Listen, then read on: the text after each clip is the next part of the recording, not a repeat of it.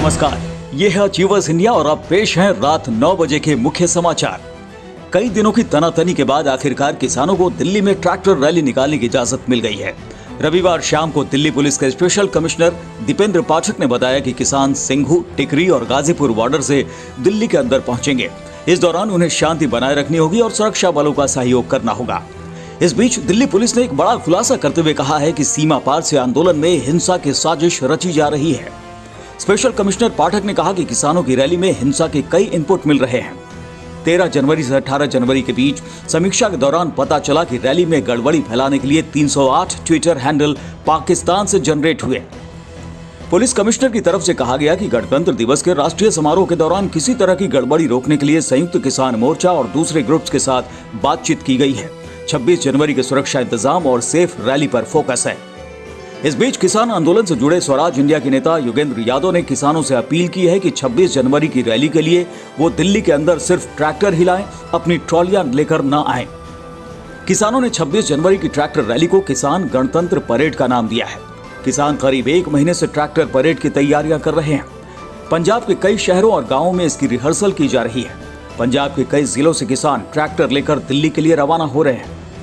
उधर महाराष्ट्र के किसान भी कृषि कानूनों के खिलाफ आंदोलन में शामिल हो गए हैं। राज्य के 21 जिलों के किसान नासिक से मुंबई तक 180 किलोमीटर की रैली निकाल रहे हैं। मुंबई पहुंचने पर इनकी सभा में एनसीपी अध्यक्ष शरद पवार भी शामिल हो सकते हैं। किसान आंदोलन का असर जाह्नवी कपूर की शूटिंग पर भी पड़ने की खबर है। बताया जा रहा है कि पंजाब के पटियाला में अपकमिंग फिल्म गुड लक जैरी की शूटिंग कर रही जाह्नवी कपूर तब मुसीबत में पड़ गईं जब कृषि कानूनों का विरोध कर रहे कुछ किसानों ने सेट पर पहुंचकर प्रदर्शन करना शुरू कर दिया। किसानों ने शहर में फिल्म की शूटिंग का विरोध किया। उन्होंने उस होटल के सामने भी नारेबाजी की जहां कास्ट और क्रू मेंबर्स रुके हुए हैं। किसानों की मांग है कि उनके आंदोलन का बॉलीवुड एक्टर्स भी समर्थन करें। इससे पहले 10 जनवरी को भी पंजाब में किसानों ने गुड लक जैरी की शूटिंग रुकवा दी थी। जाह्नवी के सोशल मीडिया पर किसानों के समर्थन में स्टेटस शेयर करने पर ही तब शूटिंग दोबारा शुरू हो पाई थी।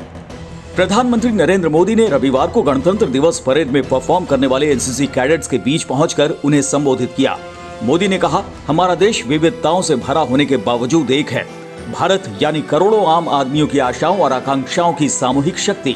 रास्ते भले ही अलग अलग हैं, लेकिन मंजिल एक ही है और ये मंजिल है एक भारत श्रेष्ठ भारत।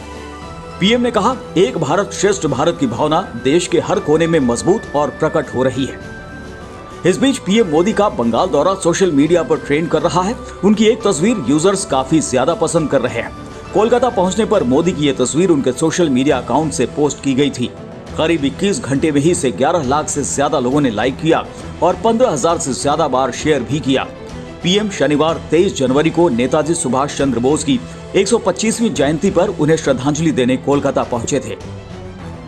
लद्दाख में चल रहे तनाव को दूर करने के लिए भारत और चीन के बीच कोर कमांडर लेवल की 9वीं बातचीत हो रही है। ये बैठक ईस्टर्न लद्दाख में चुशुल सेक्टर के सामने मोल्डो में हुई है। इस इलाके में दोनों सेनाओं के बीच कई महीने से तनाव चल रहा है, जिसे सुलझाने के लिए अब तक 8 बार बातचीत हो चुकी है। बावजूद इसके कोई ठोस नतीजा नहीं निकल पाया। पिछली बार 6 नवंबर को दोनों सेनाओं के अधिकारी बातचीत के लिए चुशुल में मिले थे। 2.5 महीने बाद हो रही इस बैठक में कोई हल निकलने की उम्मीद जताई जा रही है। गलवान में हुई हिंसक झड़प के बाद से भारत और चीन के रिश्ते खराब चल रहे हैं। दोनों की सेनाएं भारी हथियारों और हजारों सैनिकों के साथ आमने सामने हैं। भारत ने आर्मी, एयरफोर्स और नेवी के खतरनाक कमांडो इस इलाके में तैनात कर रखे हैं और फाइटर जेट्स भी लगातार उड़ान भर रहे हैं। कई महीनों की तैनाती के हिसाब से रसद पहुंचा दी गई है। बताया जा रहा है कि चीन की तरफ भी ऐसी ही तैयारी है। 29-30 अगस्त को भारत ने पैंगोंग झील के उत्तरी और दक्षिणी किनारे पर ऊंची चोटियों पर कब्जा कर लिया था। इससे उसे रणनीतिक बढ़त हासिल हो गई। चीनी सेना भारत से साउथ बैंक से सैनिकों और टैंकों को पहले वापस लेने के लिए कह रही है। वहीं भारत तनाव वाले सभी इलाकों से चीन को पीछे जाने के लिए कह रहा है।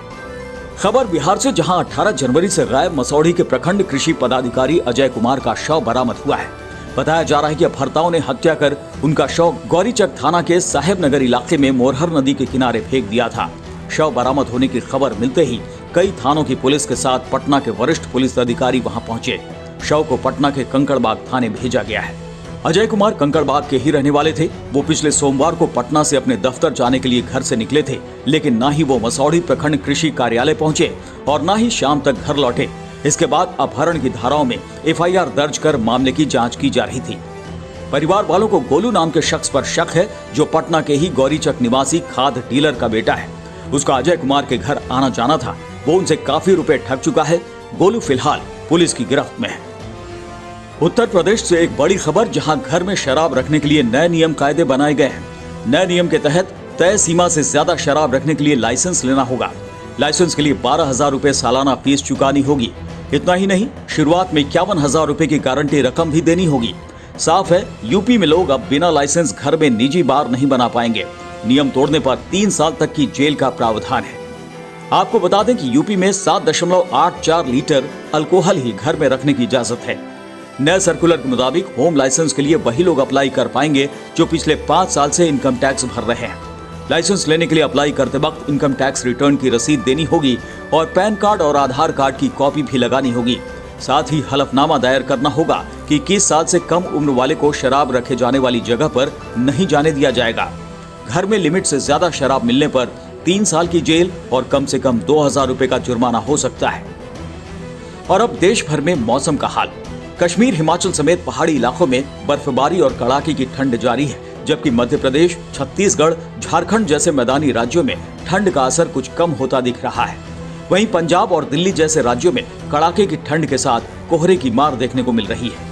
उधर राजधानी पटना समेत बिहार के सभी हिस्सों में पूरे दिन घना कोहरा छाया रहा।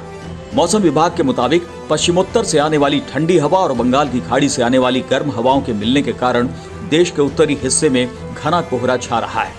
अगले 3 दिनों तक पटना में दिन के तापमान में 1 से 3 डिग्री की कमी होने का अनुमान है। वहीं रात का तापमान स्थिर रहेगा। 26 जनवरी से तापमान बढ़ने का अनुमान लगाया गया है।